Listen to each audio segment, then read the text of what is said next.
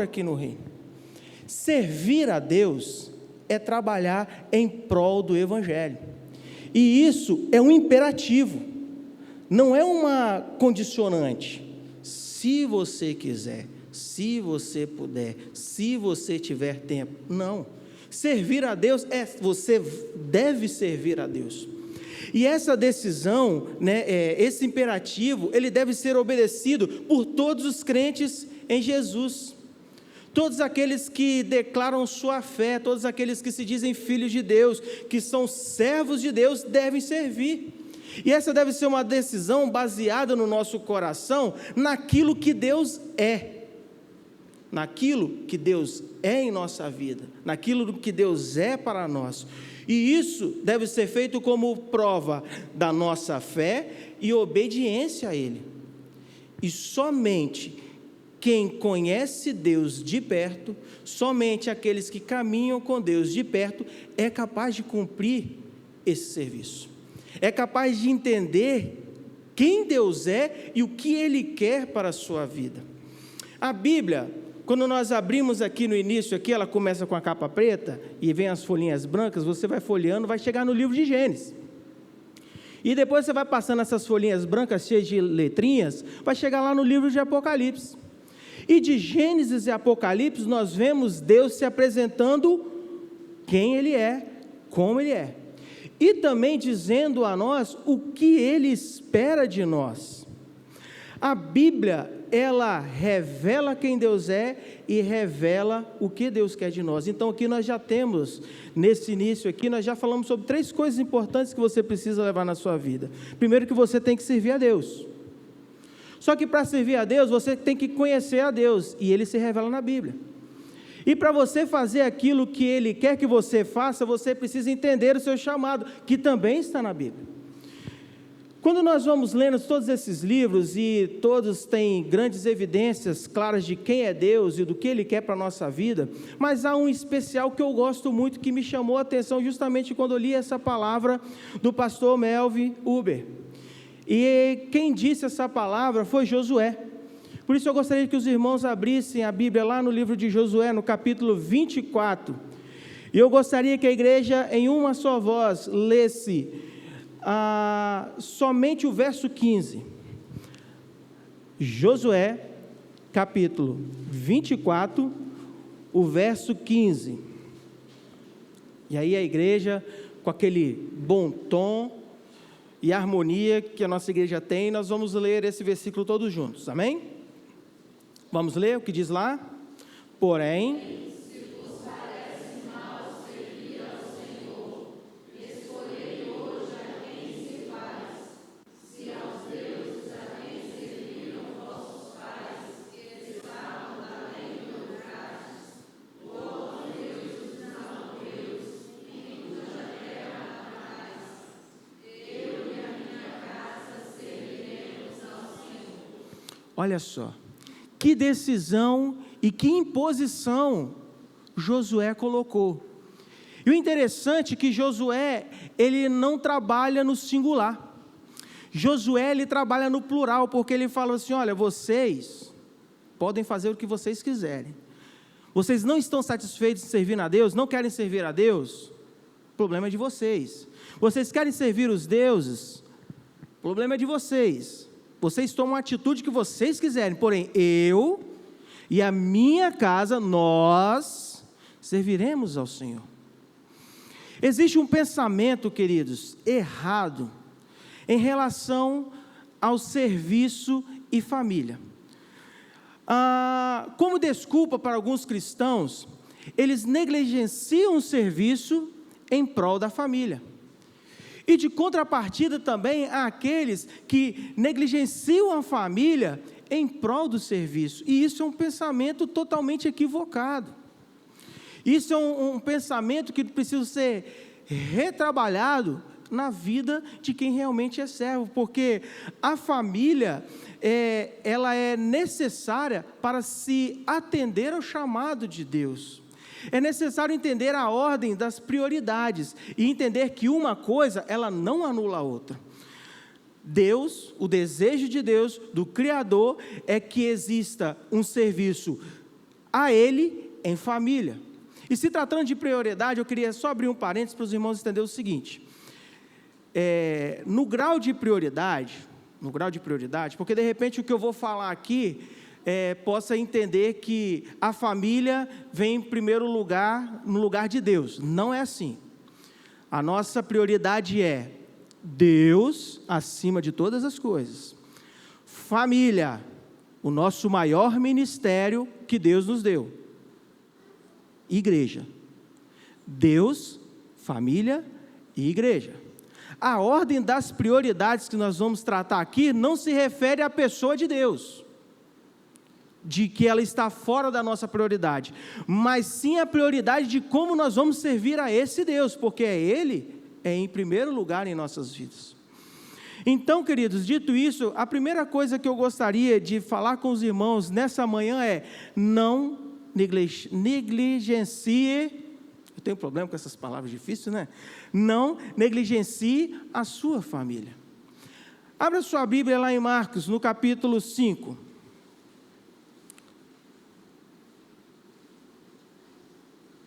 Marcos capítulo 5, os versículos de 1 a 8. Marcos 5, versículos de 1 a 8. Esses 8 versos, eles tratam sobre a cura de um endemoniado. Um homem que ele se encontrava endemoniado, após de ter um encontro com Jesus, ele foi liberto, ele foi curado. Esse homem, nada conseguia detê-lo. Quando nós olhamos o versículo 3 e 4, ele fala que eles viviam nos sepulcros, e nem mesmo com cadeia alguém podia prendê-lo, porque tendo sido muitas vezes presos com agrilhões e cadeias, foram quebradas por ele, e os agrilhões despedaçados, e ninguém poderia segurá-lo. Ninguém podia segurar aquele homem. Mas quando aquele homem teve um encontro com Jesus, ele foi curado. Quando a gente vai dando seguimento e chega no versículo 8, nós vemos a palavra de Jesus, porque Jesus lhe disse: espírito imundo, sai desse homem.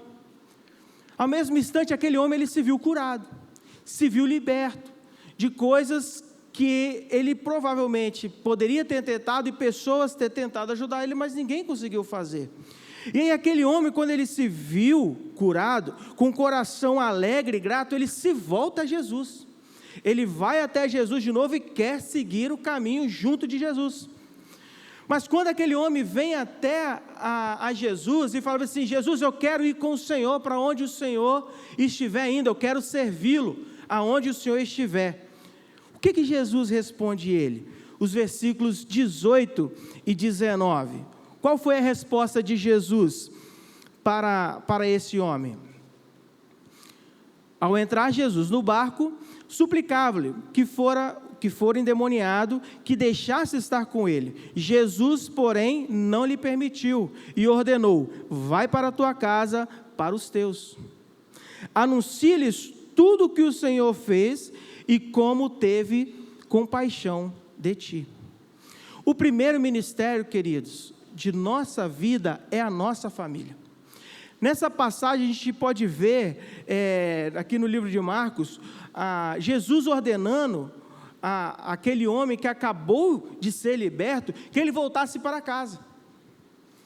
Jesus não queria que ele fosse com ele, Jesus queria que ele voltasse para a sua casa, voltasse para os seus, e contasse a eles tudo o que tinha acontecido a ele. Um claro exemplo de prioridade. Antes de procurar a salvação do mundo, antes da gente se preocupar com todo o mundo, precisa se preocupar com a família. Paulo também, ele faz uma menção sobre essa questão dos referentes cuidados, de quem quer servir ao Senhor. Quando nós lemos lá no livro de 1 Timóteo, no capítulo 3, nós vemos alguns cuidados que aqueles que almejam o ser bispo, episcopato, como é que é? Episcopato, isso aí. Ou seja, traduzindo, aqueles que querem ser presbíteros, oficiais, aqueles que querem servir na sua casa.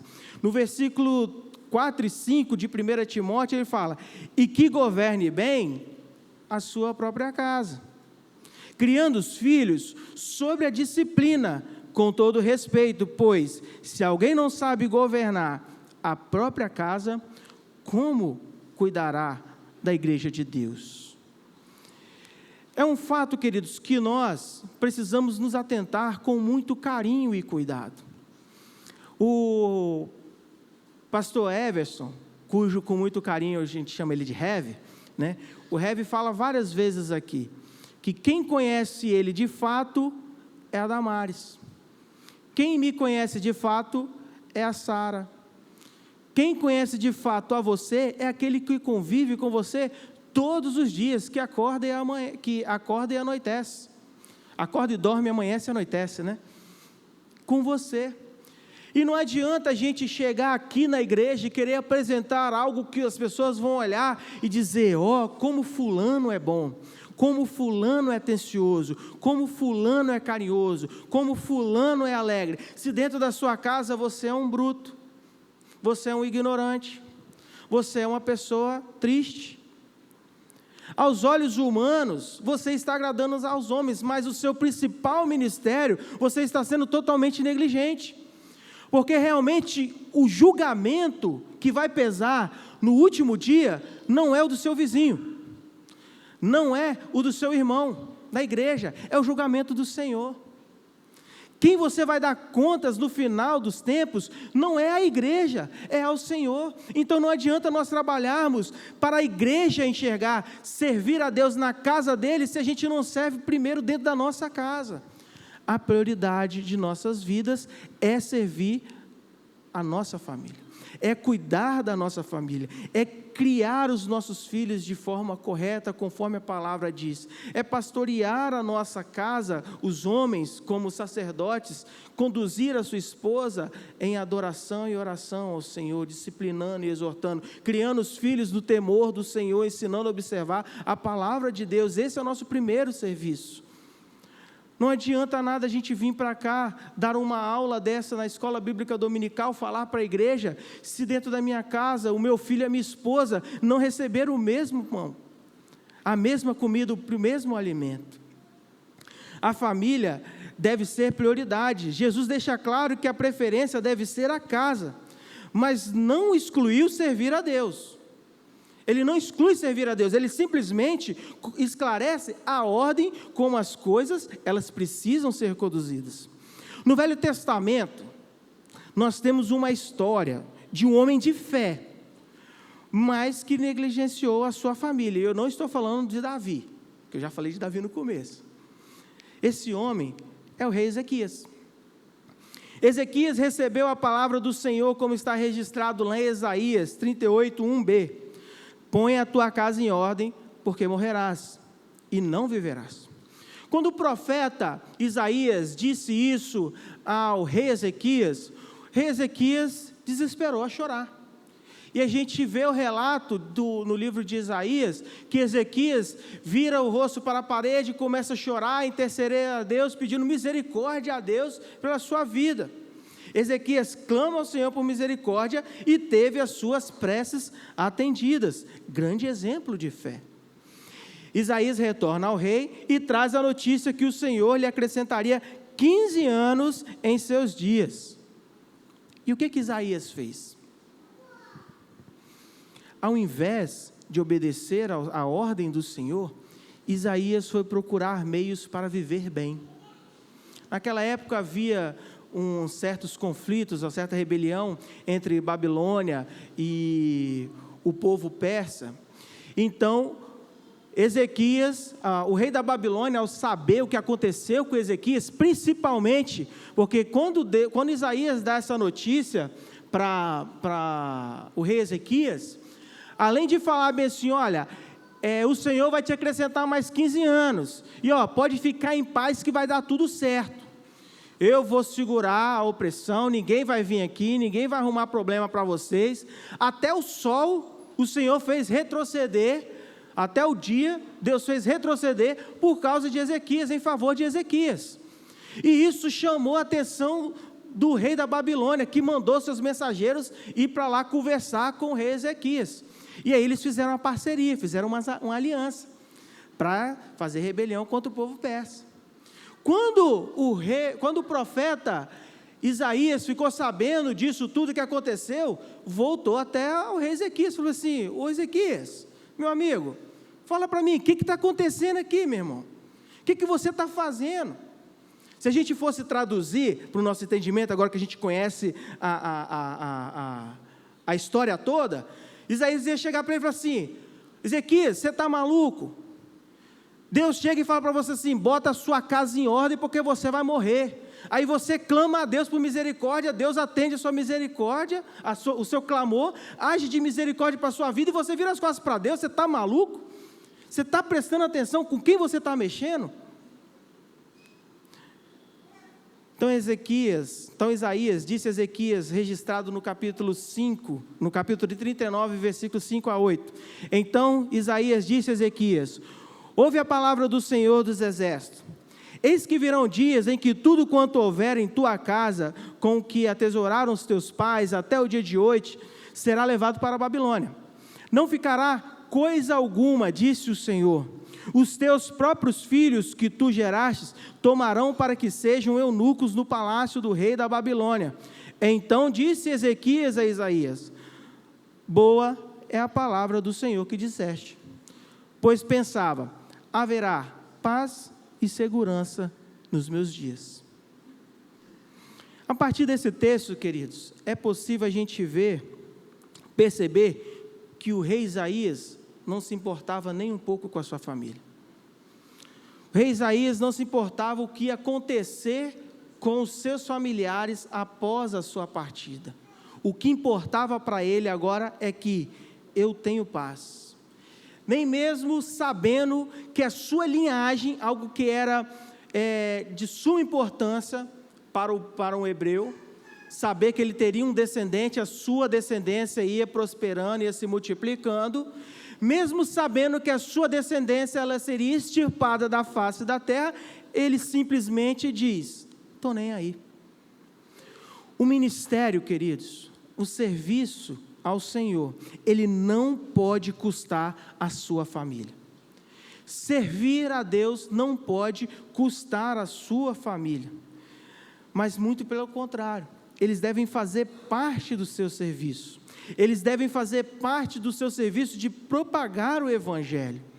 Cuidar da família, queridos, é algo primordial. É aquele velho ditado que eu não posso querer arrumar a casa do meu vizinho se minha casa está bagunçada. Primeiro você cuida da sua casa, depois você auxilia o seu próximo. Infelizmente, queridos, nós vemos isso claro em muitas igrejas. Pessoas que a qualquer custo abandonam, deixam a esposa sozinha, não dá atenção aos filhos, não utiliza um tempo de qualidade com seus filhos, dizendo que está servindo a Deus, mas que em seu coração, na verdade, não preza o zelo da servidão, mas sim a ganância da religiosidade. Quanto mais eu fizer, quanto mais eu aparecer, mais as pessoas estarão vendo que eu sirvo ao Senhor. Muito bem. Servir a família, trabalhar em prol da família, ela não exime a necessidade de servir a Deus. Porém, da mesma forma que nós não devemos negligenciar a nossa família, também eu gostaria de dizer para você: não negligencie o serviço de Deus, não negligencie a obra do Senhor, não use a sua família como pretexto para não servir a Deus. Queridos, isso é uma coisa, eu comento muito com o Sara isso em casa, e nós devemos nos atentar com muito carinho para isso. Nós temos um grande vício, um grande problema, um grande defeito de pegar as bênçãos que Deus nos dá e usá-las como maldição em nossa vida. Vou te explicar por quê. A família vem antes do ministério, mas ela não pode ser usada como desculpa para deliberadamente você negligenciar o seu serviço. Deus nos deu uma família abençoada, deu uma esposa, um filho, e a gente simplesmente negligencia o serviço por causa da família, dizendo que está atendendo a família, dizendo que está dando suporte para a esposa, dizendo que está dando suporte para o filho. E aí, aquela bênção, aquela mulher, aquele filho que Deus colocou na sua vida, para que junto vocês possam servir ao Senhor, você usa como desculpa para não servir ao Senhor. E aí vamos abrir um parênteses aqui, eu gosto de parênteses, né? Abrir um parênteses aqui, que eu não estou querendo dizer que você não pode pegar, hoje, nós estamos em janeiro, né? 20 de janeiro. O que é o mês de janeiro para muitas pessoas? 22 de janeiro. 20 de janeiro foi 2 dias atrás, né? Eu estou com 20 na cabeça. Dia 22 de janeiro. Mês de janeiro, o que significa o mês de janeiro para muitas pessoas? Férias. Muito natural, muito comum, muito valioso. Você pegar e tirar um tempo com a sua família. Descanso. Curtir, renovar, vamos respirar, vamos dar um passeio. Nós vimos aqui justificativos de pessoas que estão viajando, ótimo, bênção. Um ano ele consiste de quantos meses? 12 meses. De quantos dias? Então quer dizer que eu vou passar 12 meses, 365 dias só curtindo a família? Só passeando? Só rolezando? Esse é o grande problema nosso, queridos. Nós não sabemos trabalhar o equilíbrio, e é necessário ter um equilíbrio, porque um não é concorrência do outro, um é complementação do outro. Tudo bem, meu bem?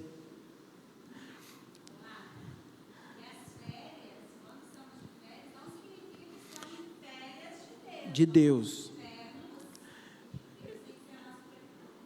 Exatamente. Teve uma vez que nós viajamos para a Bahia, eu e Sara, primeira e única vez que a gente viajou para a Bahia, aí a Sara viu, estou futucando o celular lá, né? Aí eu estava mandando mensagem para os jovens da UMP que eu conhecia lá de Salvador, para ver onde é que tinha uma igreja presbiteriana. E por azar, nenhuma igreja presbiteriana da Redondeza tinha uma programação no sábado à noite. E a gente ficou lá no hotel, porque era um lugar meio ermo, a gente não queria sair de noite, a gente só deu um rolezinho mais próximo ali, voltamos e ficamos lá. A igreja mais próxima com a programação era 58 quilômetros, que a gente estava na Praia do Forte, né? Então era do outro lado da capital, Salvador, quase saindo no limite da capital para outra cidade lá. Então eu falei assim, olha, aí não dá para a gente ir, que eu não conheço a Bahia, quanto mais de noite, a gente vai se perder no meio desse monte de acarajé. Mas beleza. O que eu falei com a Sara, que eu perguntei se ela está tudo bem? Porque teve um episódio, alguns anos atrás, lá em casa, que eu sempre comento isso com ela, quando a gente precisa relembrar. Nós tínhamos casado, né, uns 2 anos de casados, a gente tinha os nossos amigos em comum, né, que a galera gosta de fazer muita coisa. E coincidência era justamente um mês de janeiro. Nós estávamos voltando do Reforma Jovem, né, foi o primeiro, na verdade não era Reforma Jovem ainda, era o acampamento de verão dos jovens, foi o primeiro acampamento de verão do MP que a gente organizou, e depois ele se tornou Reforma Jovem. A gente voltando do acampamento, aí uns amigos nossos chegaram e falaram bem assim, mandaram mensagem, né? Sábado que vem, a gente está pensando em dar um rolê lá na Camburi, tinha aquelas bicicletinhas, né, que a gente pagava, nem sei se tem ainda, que tanto tempo que eu não vou lá, para vocês verem como é que está a minha vida de atleta, né? Então, a gente tinha mania de ir para lá, para Camburi, pegar aquelas bicicletinhas e ficar andando ali na praia, na orla, né? E até lá na ponta, voltava, aí dava os minutos, a gente renovava e ficava pedalando no calçadão. E a gente já tinha ido no final de semana anterior. E no último final de semana, nós já íamos sair. Nós já íamos dar um passeio, a gente, né? Família. E a gente estava vindo do acampamento e tinha uma programação da federação. Aí eu cheguei e mandei mensagem para a galera. Falei assim, o negócio é o seguinte, sábado que vem tem programação da federação. E eu vou estar lá. Bora! Aí lá no grupo. Cri, cri, cri, cri, cri. Aí a Sara falou assim, você tem que estar lá na programação da federação? Você precisa ir lá? Você vai fazer alguma coisa? Ou você só vai lá assistir? Eu falei assim, nós vamos lá só assistir. Mas por que a gente não pode ir lá andar de bicicleta lá? Por que a gente não pode ir lá com o pessoal e tal? Eu falei assim, porque o nosso compromisso primeiro é com a igreja, não é com o pessoal do rolê, é o nosso papel. Mas por quê? Aí eu cheguei para ela e expliquei. Entendo totalmente o questionamento dela. Hoje ela não faz esse tipo de questionamento mais, porque ela entendeu. Porque na nossa vida tem que ter um equilíbrio.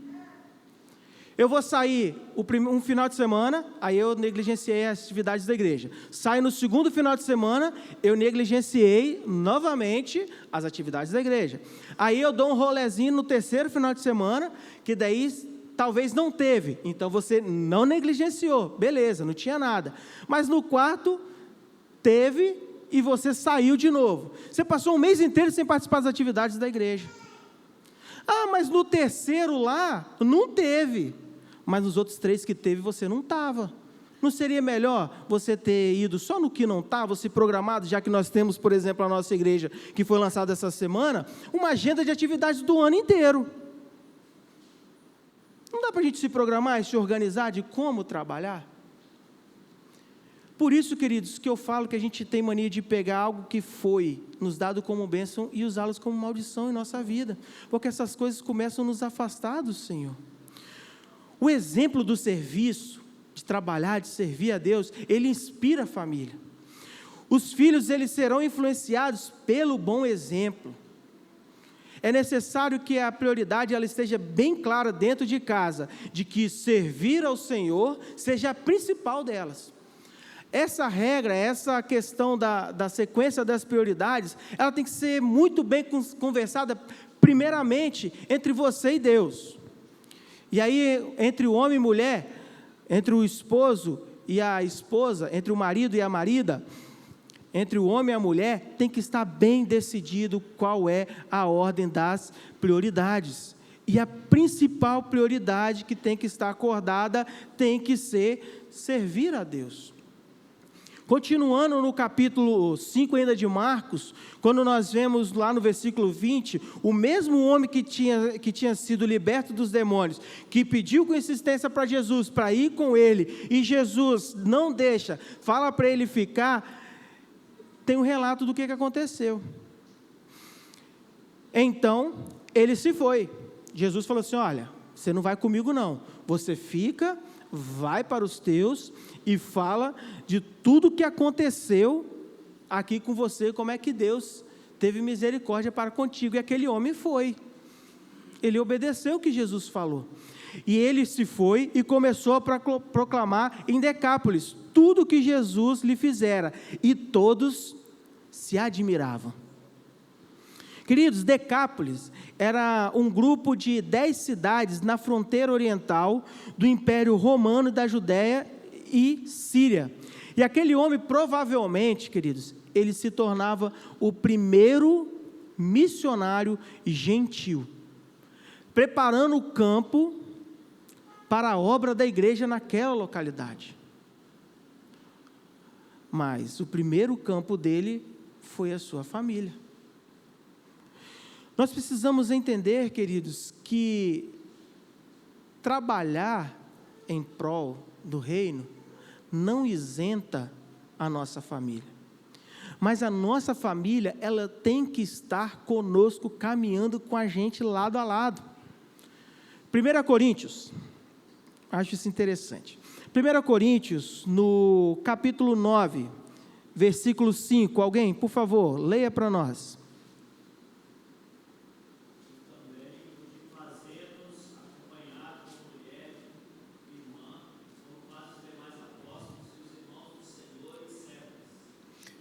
Isso aqui é só um trecho do relato que Paulo ele está falando, quando Paulo está escrevendo à igreja de Corinto, em questão dos seus direitos e defesas, o que ele pode fazer e não tem, a sua liberdade e seus direitos.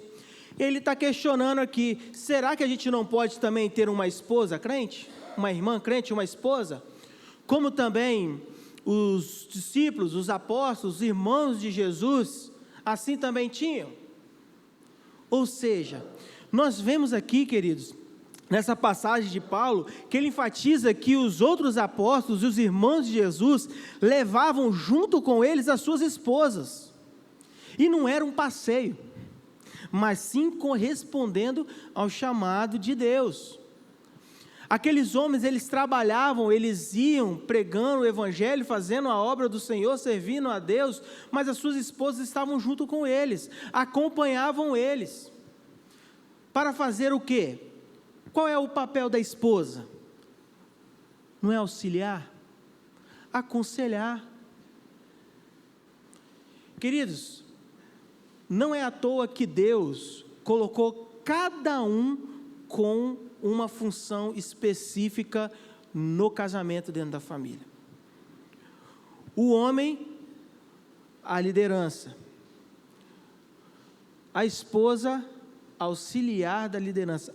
A mulher, ela tem uma habilidade que é surpreendente, que é demais, é a sensibilidade. A sensibilidade da mulher faz ela perceber coisas incríveis que nós, homens, pelo nosso jeito bruto e ogro de ser, não conseguimos perceber. Por isso que a necessidade da esposa, ela ser uma mulher de oração e de leitura da palavra de Deus. Porque se ela vacilar em um instante e o seu esposo não tiver ligado, não tiver também sintonizado, o cara também tem que ficar, não é jogar a carga toda em cima da esposa, ele tem que ficar ligado, acontece o que o livro de Provérbios fala, que a mulher sábia edifica a casa, mas a tola com suas próprias mãos a derriba. As mulheres dos apóstolos, dos discípulos, dos irmãos de Jesus, elas acompanhavam eles no serviço, eles não saíam e deixavam elas em casa. Falavam assim: mulher, vou ali batizar 3.000 homens e pregar para mais 5, você fica aqui em casa limpando, cuidando dos meninos e fazendo a comida. As mulheres, elas iam junto com eles, por onde eles passavam, elas iam juntos, trabalho em família. Quando nós vemos no versículo, no Atos capítulo 21, Atos capítulo 21, versículos 8 e 9, ,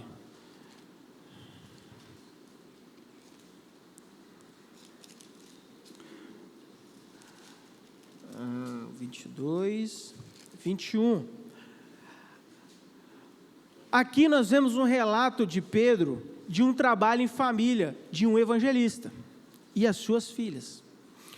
Diz assim, Atos 21, 8 e 9, no dia seguinte partimos, fomos para Cesareia, e entrando na casa de Filipe, o evangelista, que era um dos 7, ficamos com ele. Tinha este 4 filhas donzelas que profetizavam. Ou seja, nós vemos aqui Filipe na sua casa, e as suas filhas serviam junto com Filipe na sua casa. Provavelmente, queridos, quando a gente olha esse relato aqui, e aí a gente precisa fazer um adendo, que elas profetizavam, provavelmente elas não saíam a anunciar conforme Filipe, conforme os outros apóstolos, mas que elas trabalhavam com o serviço de aconselhamento, quando elas eram inspiradas pelo Espírito Santo a fazer devidas exortações e orientações àqueles a quem elas recebiam a revelação do Senhor. Não é que elas saíam, pegavam os seus pergaminhos, seus papiros, Filipe ia para uma cidade, fulana ia para outra, cicrana ia para essa, Deutrano ia para aquela, e elas saíam pregando o evangelho. Não. Quem pregava o evangelho era o evangelista, era Filipe. Elas eram apenas auxiliadoras do pai. Lembra que eu falei no início da questão de trabalhar em família, que o serviço inspira os filhos? As filhas de Filipe é um exemplo. Crescendo vendo o pai, do jeito que elas viram, a inspiraram a querer servir a Deus como o próprio pai servia. Infelizmente, ou provavelmente, infelizmente por causa disso, elas tinham muitas limitações porque eram mulheres. E a sociedade, a cultura judaica, menosprezavam as mulheres. Não davam abertura, elas não tinham direito a nada. Mas elas trabalhavam com o pai. Elas faziam com o pai. Jesus, ele prioriza a família, e a partir dessa priorização, começa o transbordar do Espírito de Deus, de dentro para fora. O ministério e serviço são complementares. Ministério é a família, o serviço é o nosso trabalho a Deus. Eles são complementares, um completa o outro. Toda a família deve servir ao Senhor, e o exemplo fará com que gerações perpetuem esse legado. Quando nós trabalhamos em família, nós construímos um legado. Nós temos aqui dentro da nossa igreja exemplos de filhos que seguiram legados e que estão trabalhando, servindo e deixando legados. Se seu Silas estivesse aqui, nós teríamos 3 gerações de legados aqui nessa manhã. Nós temos na nossa igreja, mas se seu Silas estivesse aqui, nós teríamos 3 gerações de legados aqui. Silas, Miqueias e Gustavo. Silas, Natanael e Brenda. Olha o que o exemplo de servidão, de trabalho a Deus causa na vida, causa nas gerações futuras. Sim, seu Nildo. Oi? Tia Darcy está aí. Tia Darcy, me perdoa, não tinha visto a senhora. 3 gerações presentes. O nosso exemplo deixa o que nós fazemos, como nós agimos. Eles trabalham como exemplo, como inspiração para as próximas gerações. Rafael, mas só que eu não tive um exemplo, eu não tive um pai, eu não tive um avô, eu não tive... Mas você pode começar a partir da sua geração. Não é porque os seus antepassados, a sua geração passada cometeu um erro, que você vai cometer o mesmo erro. Se você sabe que é um erro, pode a partir de você mudar a história. Eu cresci vendo meu pai dedicando e trabalhando na igreja.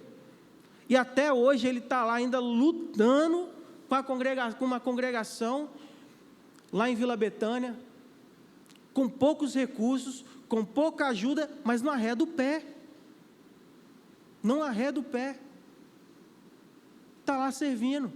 E ao mesmo tempo cuidando da gente lá em casa. Nunca faltou nada para a gente lá em casa. E quando eu falo nada, nunca faltou nada mesmo.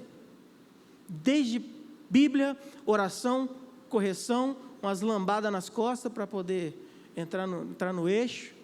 Nunca faltou nada. E aí eu olho para tudo aquilo que meu pai fez por nós e pelo reino, e eu trago isso para o meu casamento. Lógico que há algumas coisas de como ele agia, que eu não ajo da mesma forma, porque ele teve uma criação na roça, no interior, muito rude, muito ríspido no falar. Papai, ele não era muito ignorante, mas também não era muito, era mais maleável. Eu sei que eu posso, com a aprendizagem que eu tenho hoje, eu sei que eu posso conseguir os mesmos resultados agindo de uma forma diferente. Então, age um pouco diferente. Com o tratamento com a Sara, com o tratamento que nós vamos ter com o Isaac, mas que os resultados vão ser os mesmos. Nós precisamos, queridos, olhar e entender que a igreja, ela só vai ser forte quando nós tivermos famílias fortes. A gente tem que derrubar esse negócio de que a igreja boa, a igreja viva é aquela igreja que tem um monte de jovens, que tem um monte de adolescente. A igreja é aquelas que o departamento das mulheres trabalham mais. A igreja é aquela que os departamentos de homens se sobressaem, coisas... Não existe isso. A igreja forte é aquela que tem famílias fortes. A constituição da família é o projeto que Deus criou para trabalhar a salvação do homem.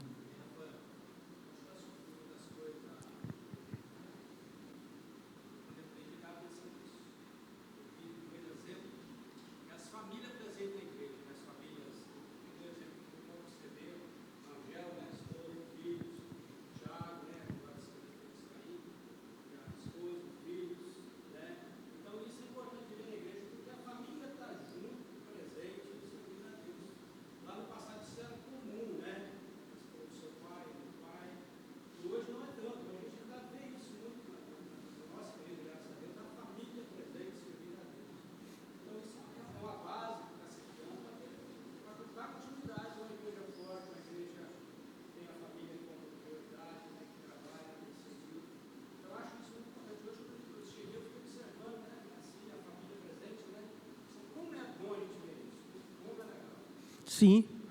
Para os que estão nos assistindo na transmissão, né, talvez não escutou, mas o presbítero Odaí dizendo como que é importante a família estar presente na igreja e como que realmente é legal você olhar. Eu estava lá, eu vi o Rangel chegando com a família, o carrinho apareceu, parou ali, abriu a portinha, foi sair na galera, batalhão, e é massa, não, é maneiro, é legal, você vê assim, ó, vendo aquele galerão, assim, batalhão andando no meio da igreja, você vê assim, é um batalhão? Não, é só a família do Rangel,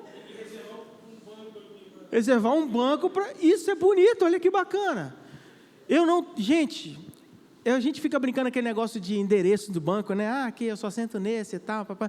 Mas se a gente tivesse que lotear esses bancos da igreja por família, eu fazia um projeto. Não precisa nem lotar, a gente dá de graça o lote. Qual banco que você quer para sua família, meu irmão? Mas você tem que encher. Não é sua família você vir e ficar... Você tem que encher o banco. O direito de você ter o lote, a escritura do lote é garantir que vai encher o banco. Mas isso é uma coisa bonita de se ver, queridos. O pai, a mãe, o filho chegando na igreja, os dois sentando, a família sentando, lendo a Bíblia junto, cantando junto, adorando a Deus junto. É isso que Deus quer para nós. É isso que Deus espera de nós. O ministério de Jesus, ele é constituído dele como noivo, a igreja, é isso mesmo, ele como noivo, a igreja como noiva e os membros como os filhos. É a base da família, é você com a sua esposa e os seus filhos. A base do ministério de Jesus é a base da obra dele, de execução do seu evangelho, do seu serviço, é a família. Eu não quero ser como Davi, que perdeu toda a sua família e ganhou o mundo. Mas também não quero ser como Noé, que ganhou a sua família e perdeu todo mundo. Sim, Marília. Estava conversando com a minha mãe essa semana, ela falou como que era a luta na roça. Você andava quilômetros a pé, só que tinha bebê ou criança no peito, e ia, talvez uma charrete, andar quilômetros a pé da escola dominical. E ela contava que hoje nós temos tudo perto e não fazemos isso. E eles voltavam com fome, porque não tinham dinheiro, eles eram pessoas da roça, e se alimentavam quando chegavam em casa. Então ela fala que quando eles passavam perto de uma árvore com fruto, eles paravam e comiam, porque eles sabiam que até eles chegarem em casa para almoçar ia demorar muito. E hoje nós temos tudo tão pertinho e faltamos tão pouco à igreja, ou convivemos tão pouco com a igreja atual. Lembra que eu falei como que a gente tem mania de pegar as bênçãos de Deus e torná-las em maldição da nossa vida? Vamos lá. Eu gasto um tempo orando a Deus, pedindo para Deus me dar um carrinho. E aí ele deu. 2019 ele abriu as portas lá, um Fit Uno, 4 portas, prata. Fala que aquilo é uma bênção de Deus na nossa vida mesmo. Que caiu quando a gente menos esperava, numa situação que a gente nem imaginava, em uma condição melhor ainda. Se não for mão de Deus, eu não sei o que é. Mas aí eu pego, agora eu tenho meu carrinho.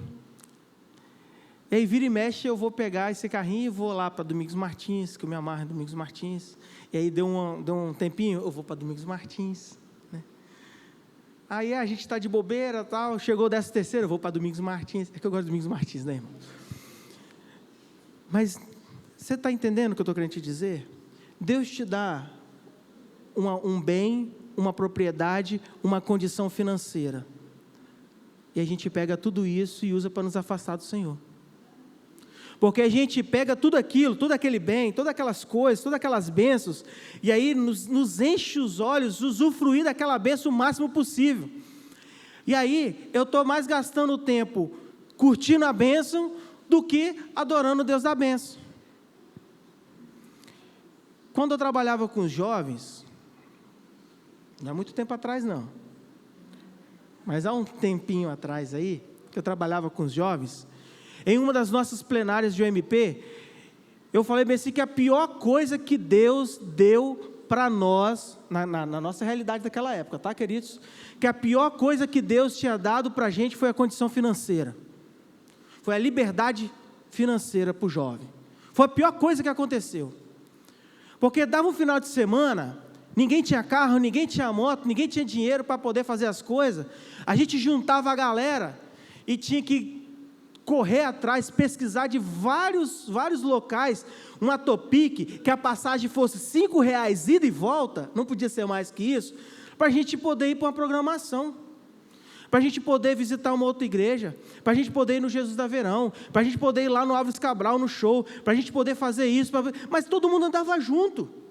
E aí, quando tinha 3, 4 que não conseguia, não tinha condição de poder pagar a passagem, a gente juntava e pagava para o cara. Quando não tinha nada para poder fazer, a gente se juntava aqui na praça, a gente se juntava lá no Neylon, a gente se juntava lá no Madureira, a gente se juntava ali no Açaí do Ratinho. Para fazer o quê? Bater papo. Não é para comer, não, para bater papo, para ficar conversando. Mas aí chegou uma tal de liberdade financeira que quebrou tudo isso. Deus nos deu a bênção, aí a gente pensou, falando assim, agora a gente já pode alugar? Pensando, né? O nosso pensamento devia ser, bem, agora nós vamos alugar uma Sprinter, que é maior do que uma Topic, que tenha ar-condicionado, porque a gente ficava andando de janelinha aberta, tomando poeira e fumaça de caminhão e ônibus, para a gente ir curtir. Mas não.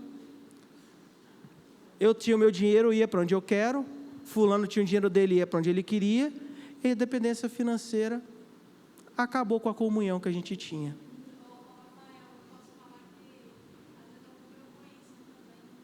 Exatamente. Antigamente, nós saímos daqui, na escola bíblica dominical agora, num domingo atípico daquela época, a hora que acabasse aqui, a gente ia fazer uma rodinha aqui fora, aqui, e falar o seguinte, onde é que nós vamos comer de noite? Nós vamos para onde? Lembra, Alessandro? Bacuti. Vamos para Bacuti. Vamos para a pizzaria da casa. Porque ninguém tinha condições e dinheiro para ficar indo para fora. Então a gente valorizava aquele momento e ficava junto aqui. Mas agora o fulano assim, eu não quero comer pizza não, quero comer hambúrguer. Eu não quero comer hambúrguer não, quero comer churrasco. Eu não quero comer carne não, quero comer comida japonesa. Aí vai fulano para um canto, fulano para o outro, ficando para cá, e acabou a harmonia, acabou a comunhão. Isso, queridos, eu estou usando exemplos fúteis de jovens, de pensamento de jovem. Mas será que isso não se enquadra em alguns pensamentos da sua cabeça como pai de família, como mãe de família? O que tem acontecido na sua casa, no seu lar, na sua família, que tem impedido você, a sua casa e a sua família de estar juntos servindo a Deus? Isso acontece dentro das nossas casas.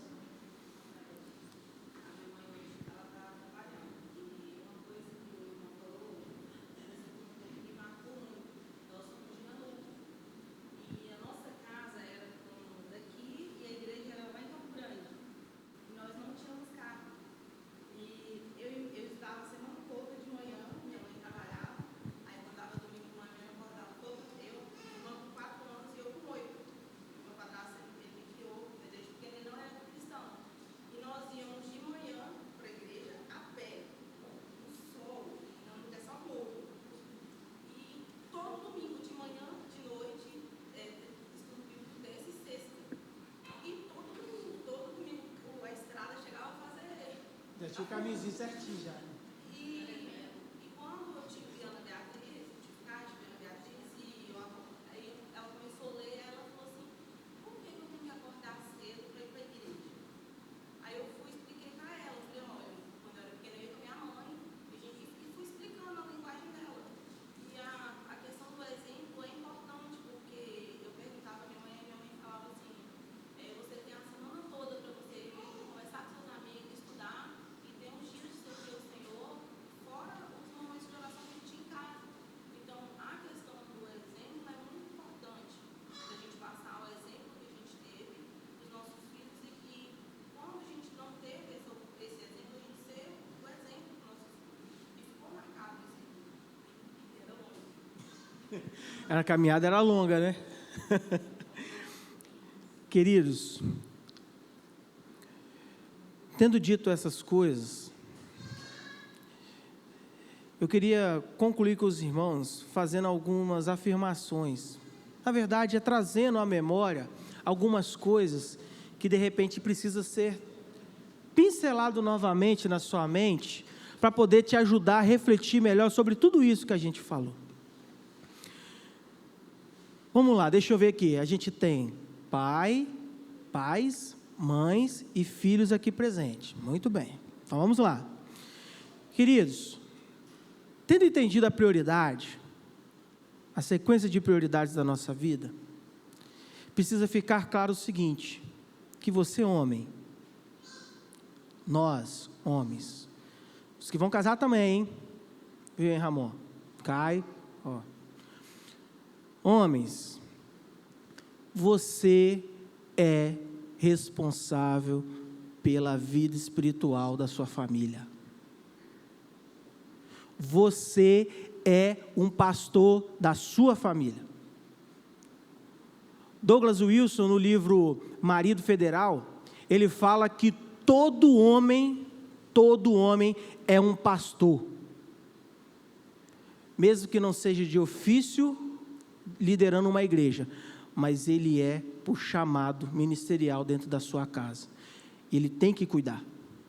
Você precisa alimentar a sua esposa, você precisa nutrir a sua esposa, você precisa orar pela sua esposa, você precisa trazer exemplos para seu filho precisa ver você orando, seu filho precisa ver você lendo a Bíblia, seu filho precisa ver você tratando bem a sua esposa, seu filho precisa ver você auxiliando a sua esposa no que ela precisar dentro de casa. A sua esposa, ela é uma auxiliadora, ela não é sua escrava, ela é uma parceira, ela é uma companheira. Nós precisamos cuidar da nossa família mais do que nós cuidamos das coisas do mundo, das coisas lá fora. A nossa família, ela tem que ser primeiro lugar, tem que ser prioridade em todas as coisas, desde o cuidado, a atenção, carinho, tudo, nós precisamos pastorear as nossas esposas. Esposa, seu papel é fundamental no auxiliar o seu marido. Se o seu marido fosse capaz de fazer as coisas sozinha, Deus não tinha dado a esposa como auxiliadora.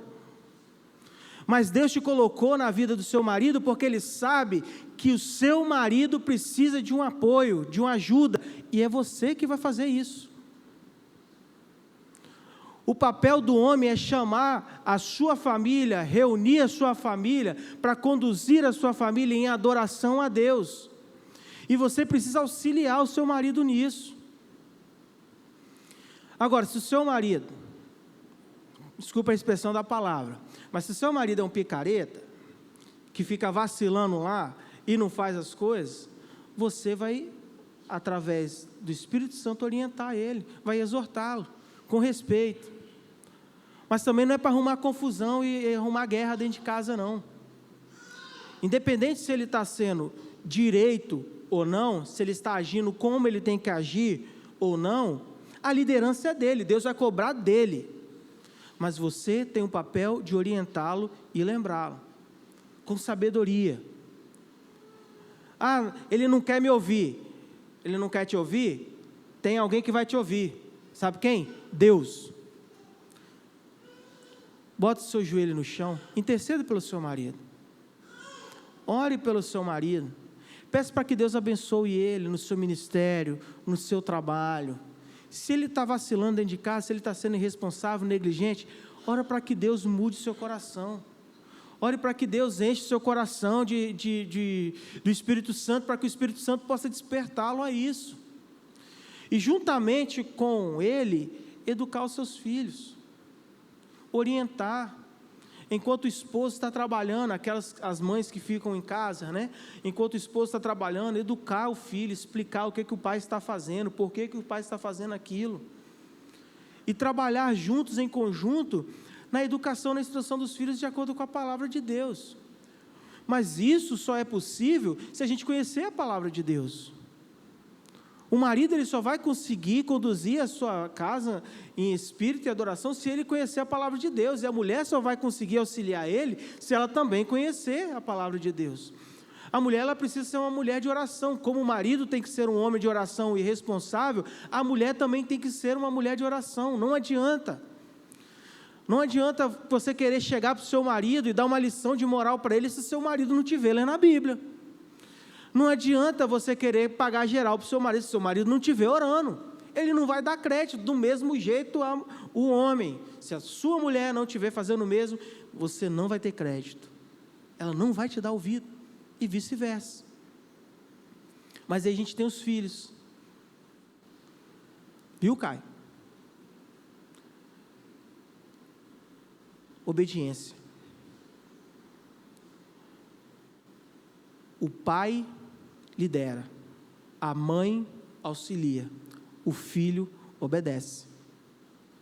É obediência.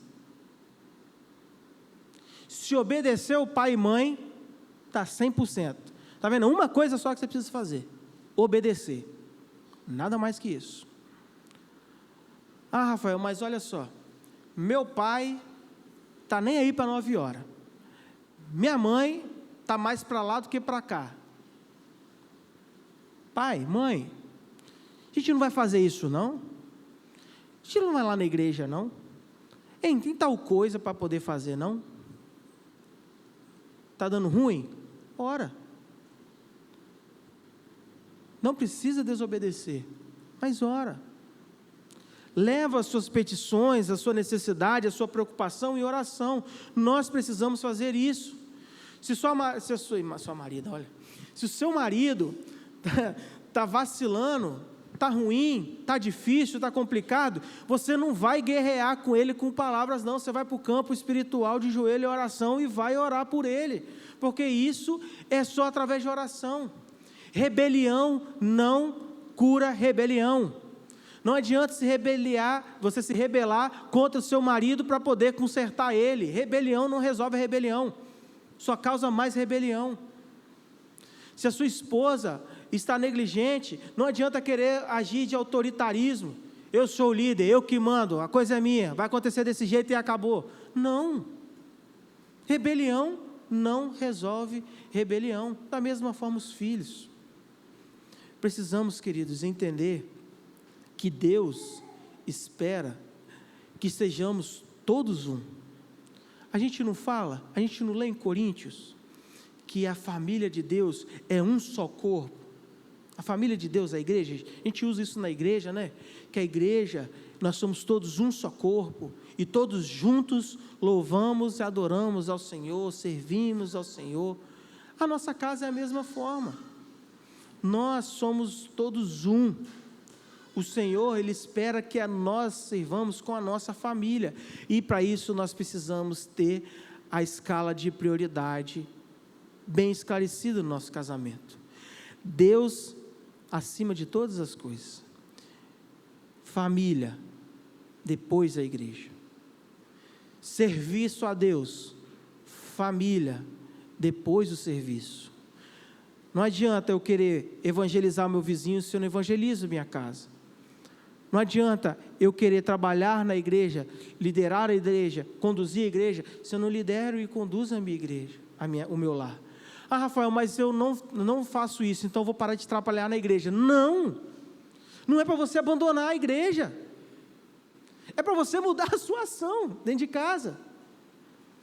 Ah, eu estou trabalhando bem com a minha família, mas eu estou negligenciando a igreja, então vou largar a igreja. Não!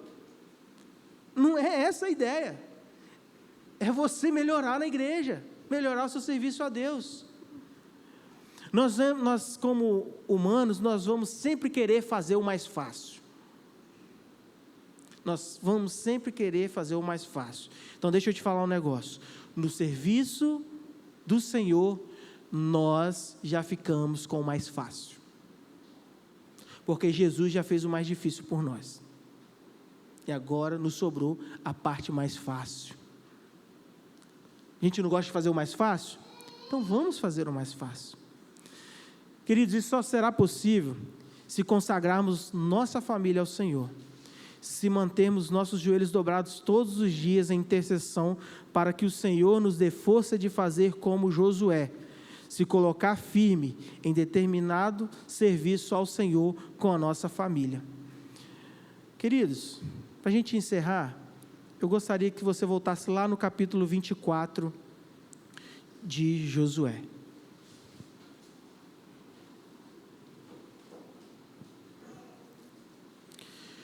Quando Josué tomou essa decisão de servir ao Senhor, Josué ele já estava no final dos seus dias. Ele já tinha reunido ali, ele reuniu todo o povo, né, lá em Siquém, e ele começou a dar suas orientações finais, porque ele já estava para morrer. Josué já estava nos seus últimos dias. E é interessante que quando Josué ele vem fazer isso aqui, ele traz um histórico para o povo de Israel, que nós precisamos sair com isso fixado em nossas mentes nessa manhã. A partir do versículo 2, lá do capítulo 24, diz assim: então Josué disse a todo o povo: assim diz o Senhor, Deus de Israel, antigamente vossos pais, Tera, pai de Abraão e Nó, habitaram da além do Eufrates e serviam outros deuses. Eu, porém, tomei Abraão, vosso pai, da além do rio e fiz percorrer toda a terra de Canaã. Também lhe multipliquei a descendência e lhe dei Isaque. Isaque dei Jacó e Esaú. A Esaú dei por possessão as montanhas de Seir. Porém, Jacó e seus filhos desceram para o Egito. Então enviei Moisés e Arão, feri o Egito com o que fiz no meio dele, e depois os tirei de lá. Tirando eu vossos pais do Egito, vistes o mar. Os egípcios perseguiram vossos pais com carros e com cavaleiros até o mar vermelho. E clamando vossos pais, o Senhor pôs escuridão entre vós e os egípcios, e trouxe o mar sobre estes, e o mar os cobriu, e os vossos olhos viram o que fiz no Egito. Então habitastes no deserto por muito tempo. Daí vos trouxe a terra dos amorreus, que habitaram da além do Jordão, os quais pelejaram contra vós outros, porém eu os entreguei nas vossas mãos, e possuístes a sua terra, e os destruís diante de vós. Levantou-se também o rei de Moabe, Balaque, filho de Zippor, e pelejou contra Israel. Mandou chamar Balaão, filho de Beor, para que vos amaldiçoasse. Porém, eu não quis ouvir a Balaão, e ele teve de vos abençoar, e assim vos livrei da sua mão. Passando vós o Jordão, vindo a Jericó, os habitantes de Jericó pelejaram contra vós outros, e também os amorreus, os ferezeus, os cananeus, os heteus, os girgazeus e os aveus, e os jebuseus, porém os entregueis nas vossas mãos. Enviei vespões diante de vós, que os expulsaram da vossa presença, bem como os 2 reis dos amorreus, e isso não com a tua espada, nem com o teu arco. Dei-vos terra em que não trabalhastes, e cidade que não edificastes, e habitais nelas. Comei das vinhas, das olivas que não plantastes. Agora, pois, temei ao Senhor e servi-o com integridade e com fidelidade. Deitai fora os deuses os quais serviam os vossos pais da além do Eufrates e no Egito, e servias ao Senhor. Porém, e se vos parece mal servir ao Senhor, escolhei hoje a quem servais, se aos deuses a quem serviram vossos pais que estavam da além do Eufrates, ou os deuses dos amorreus, em cuja terra que habitais. Eu e minha casa serviremos ao Senhor. Queridos, Josué trouxe a lembrança do povo de Israel, tudo que o Senhor fez por Israel, desde quando ele chamou Abraão, lá em Gênesis 12, quando ele chegou para Abraão: sai da tua terra, sai do meio da tua parentela e vai para onde eu te mandar. Josué vem trazendo um histórico de bênçãos sobre bênçãos, cuidados, sustento e livrações, provisões vindos da mão do Senhor. E no final, ele fala assim: se depois disso tudo que Deus fez por vocês, por nós, vocês ainda acham ruim servir ao Senhor, faz o que vocês quiserem, eu e minha casa, nós vamos continuar servindo ao Senhor. Talvez nessa manhã é um bom momento para a gente olhar para o nosso histórico de vida com o Senhor e ver tudo quanto o Senhor fez por nós até o dia de hoje. Todos os livramentos, provações, provisões. Quando foi que o Senhor falhou com você? Quando foi que o Senhor deixou de cumprir alguma promessa?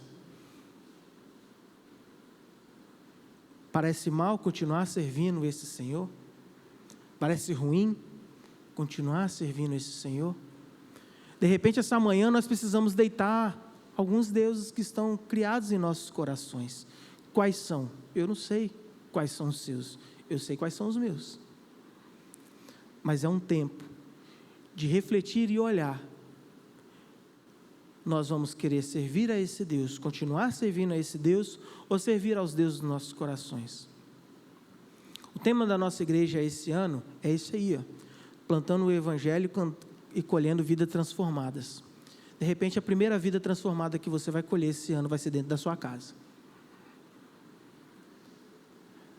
Mas nós precisamos ter essa mesma fidelidade e obediência que Josué teve, e dizer que eu e minha casa serviremos ao Senhor, para a honra e glória do nome dEle. Amém?